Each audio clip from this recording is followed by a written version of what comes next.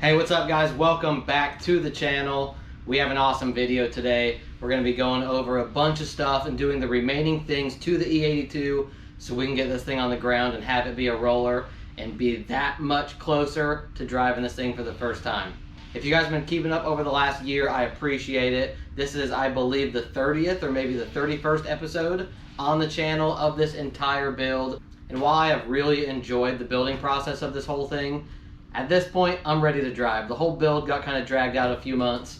I was having some health issues with my 1-year-old, which is completely settled now, and everything is good, but that set the build back. So here we are now. We're at that point, ready to get this thing on the ground. Now, we have a handful of things we need to do on the car. Obviously, we need wheels and tires. We need to put axles on the car. I'll go ahead and show you guys all of these things here in just a minute. I've already gone through the car and bled all the brakes, the front brakes, the rear brakes, the handbrake. All of it worked flawless. All of our flares that we made worked out great. There wasn't a single leak on anything, so that's super cool. So now it's just a matter of, like I said, getting the wheels on, getting the axles in, and we can drive this thing. So we have a few new companies that hopped on board the program. I want to go ahead and introduce to you guys as well. We will start with our wheels. So for our wheels, you already know we had to go with the best. We partnered with Kansai. I reached out to them. I've been going back and forth a little bit, and they had agreed to hop on board, sponsor the program. They sent us out a bunch of their new 7-wheel, which is this guy right here. It is a beautiful wheel. We went with the Hyper Silver, and it is a 7-spoke, hence the name 7, and it is to commemorate the 7 years of them building wheels for the community. This is their brand new wheel, so I'm super excited to be running it on the car. Like I said, they sent us out a bunch of them, so I'm super thankful for that. Thank you again to Kansai. These things are gonna look badass on the E82. Now, obviously, with what comes with wheels is tires. We have partnered with X-Comp. These guys have been around for decades. They're really big in the off-road and commercial industry. They started tapping into the drifting world, and they are taking over. Started off on the West Coast. They have flooded all the drivers over there. Everyone's running them. And then German Autosport out of Orlando is now the distributor for the East Coast, and he got his hands on a bunch of them. So he is just taking over the East Coast right now. These tires are amazing. The price is phenomenal. The tire life is good. The smoke is good. These right now are the best in the market, and they have plans to continue that and keep on growing. So if you guys are really looking for a good, affordable tire that'll last really well, make good grip, check out X-Comp. They're phenomenal. And like I had just brought up, German Autosport out of Orlando hopped on board and sponsored us as well. Now, if you are into German cars, they are an awesome shop. They do everything from dealership repairs, standard repairs. They're a performance fabrication shop. They work on classic builds, restorations, and everything in between. The owner, Brian over there, he's a drifter himself. All their employees, I believe, are drifters also. So they're huge in the drifting world, but like I said, they do everything. They have all the equipment over there from head to toe to do anything that you want on your German car. So if you guys are looking for a really good, reliable shop that just knocks things out and gets them done and knows what they're doing, hit up German Autosport, talk to Brian, let him know that I sent you, and he'll get you guys all squared away. So huge shout out to the new companies that hopped on board with us. Thank you all very much.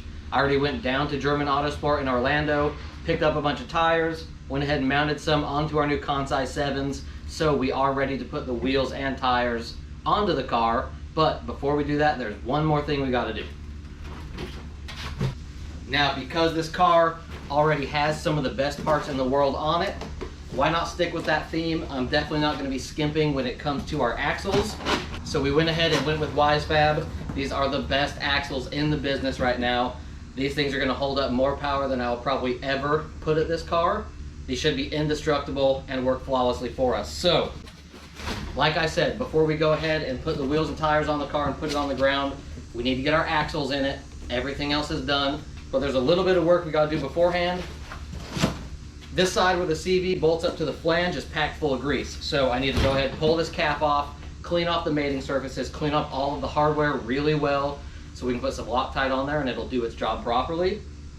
So I'm gonna go ahead and take these out of the box, start cleaning some stuff up, get them as clean as I can, and we'll see what we have to do to go ahead and get these in the car. I may have to pull a couple arms out and make some clearance, but either way, we'll get them in. So before we actually start cleaning and installing our axles, I'll show you guys that process in a minute. We have a bunch of these Kansai wheels here. I want to go ahead and just move these to the other side of the garage so we can get a little bit of space in here, have some room to breathe, and then we'll jump back into it, start trying to get this thing on the ground.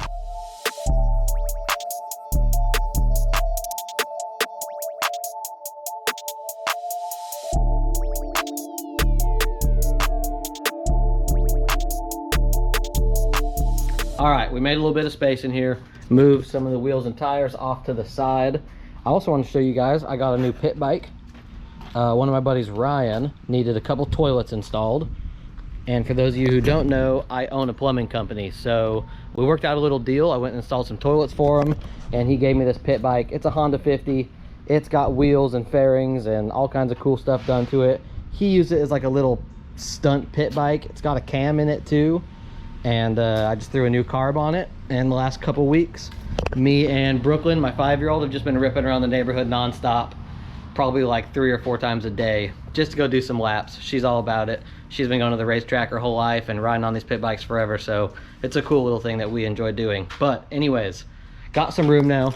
Have these Wisefab axles out. Like I said, these CVs are packed full of grease, but we have to pull all the bolts out, clean the grease off of them, clean the grease off of all the threads of everything and the mating surface, so we can actually put Loctite on it and it won't contaminate it and cause it to fail. So let's go ahead, start getting those apart, start cleaning them up. It is a very messy procedure. There's a ton of grease in there, but it's got to be done. So let's get to it.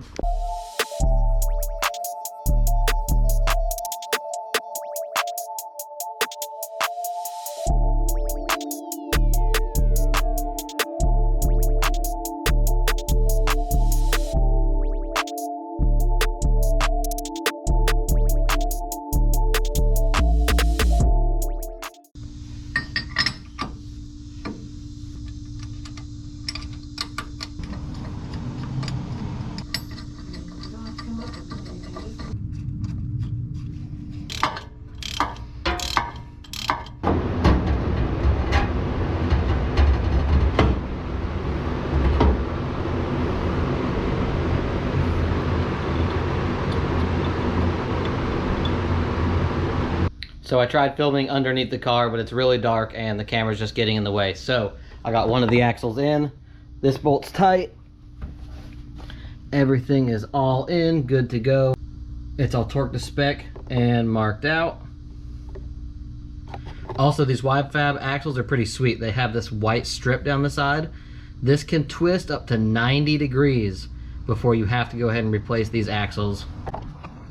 At my power level right now, at least for the next season or two, I doubt that those things will ever even attempt to twist, but it's good to know that the marking is there so I have an idea when they start to go bad. So this side's all in, everything's all good. We'll go ahead and jump to the other side. I'll show you when that's done. All right, it's super hot today in Florida. I'm cooking, but both axles are in on each side. They went in really well. I think the most annoying thing about it is I had to undo 2 of the links on my rear suspension to pull the knuckle out to actually get it in. I talk to Rome Charpentier all the time. He's helped me a lot on this build. He told me that might be the case, and it definitely was. So something to note mentally if I ever have to try and swap an axle really fast is to remove a couple of the arms so I can get some clearance. But now we're going to do something even more exciting. We're gonna put these wheels on the car, put it on the ground, see how it looks. I got them all right here with the X comps on the back, and we also have some 235 X comps for the front, and these are 265s for the rear.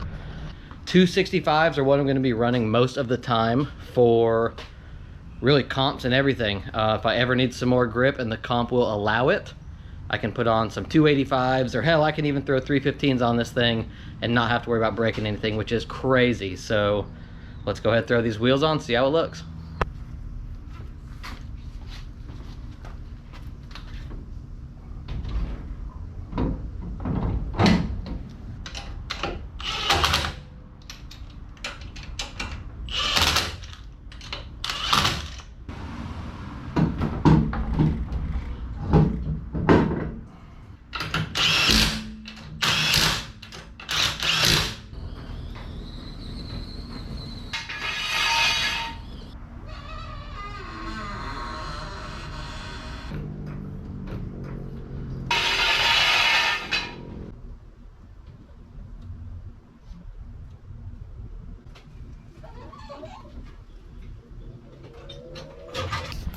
All right, so it's on the ground. Front fitment looks good.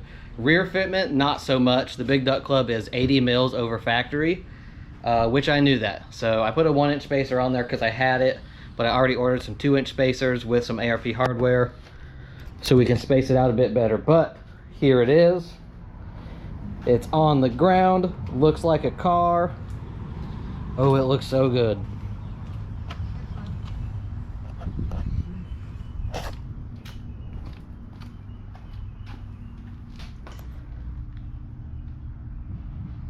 Like I said, rear fitment's kind of weird right now. We'll have that fixed in about a week, but it's on the ground. It's a roller. Actually, in theory, we could drive this thing right now, and I think we're going to. So let's jack up the rear, put it in gear, let the quick change, let the transmission get some heat into it, let it warm up a little bit, and we'll plug in the laptop. We'll put this thing down the street and see how it goes. Make sure it shifts into all the gears, make sure everything's working, and take you guys along for the ride.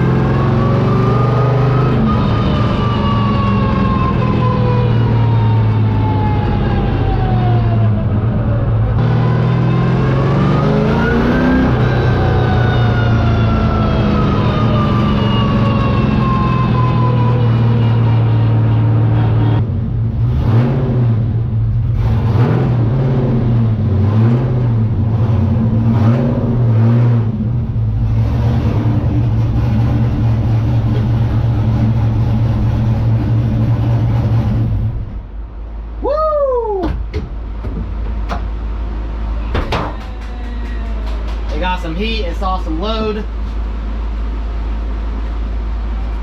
Oh, that went so good. This thing is nasty. It is mind blown. It's everything I could have ever hoped for. Now, everything was looking good. I didn't beat on it hard. I got on it a little bit to engine brake and break in the piston rings a little bit just so it'd see some load. AFRs were all looking really good. I could have drove it harder, but I just didn't want to. We'll wait till after the dyno, make sure everything's all good, but man, it was phenomenal. I'm shaking right now. But it's all in still. No oil leaks. Everything's all good. I'm super hyped on it. It's getting late right now. I'm gonna go inside. I'll check back with you guys tomorrow. All right, guys, so it's the next day, and I am just mind blown. I've spent the last 12 to 18 hours thinking about how smooth that first drive went. We had 0 issues. Everything looked perfect. Oil pressure, AFRs, no leaks on our brakes, our cooling system, oil, nothing. Trans, diff, everything is performing perfectly. I'm not sure how much of the driving footage I'm actually gonna put in this video because it's just repetitive, but we drove it for a good 10 to 15 minutes doing laps around the neighborhood, making sure everything really got heat cycled. And like I said, it was perfect, absolutely perfect. So this thing is ready to go. We are ready to hit the dyno, see what it can do, put a good tune in it, and then just go to the track and start beating on this thing. So obviously I'll take you guys along for the ride for that. Hopefully all of that's gonna happen in the next couple weeks.